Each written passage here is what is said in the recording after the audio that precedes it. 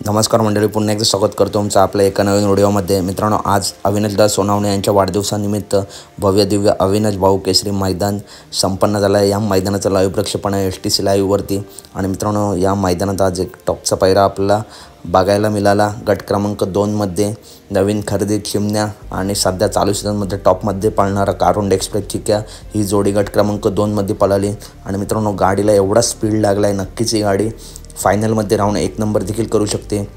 पुन्हा एकदा जाऊन STC लाईव्हवरती गट क्रमांक 2 बघा, तुफान असा स्पीड लागला आहे या गाडीला।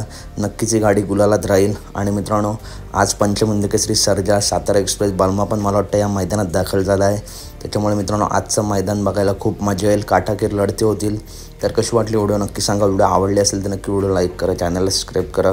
आणि या मैदानाचं लाईव्ह प्रक्षेपण चालू आहे, STC लाईव्हवरती जाऊन बघू शकता। पुन्हा एकदा चिमण्या आणि चिक्याचा स्पीड, तुफान असा स्पीड लागला आहे। चला तर मित्रांनो, भेटूया पुढच्या व्हिडिओमध्ये। व्हिडिओ आवडला असेल तर नक्की व्हिडिओ लाईक करा, चॅनल सबस्क्राईब करा। धन्यवाद।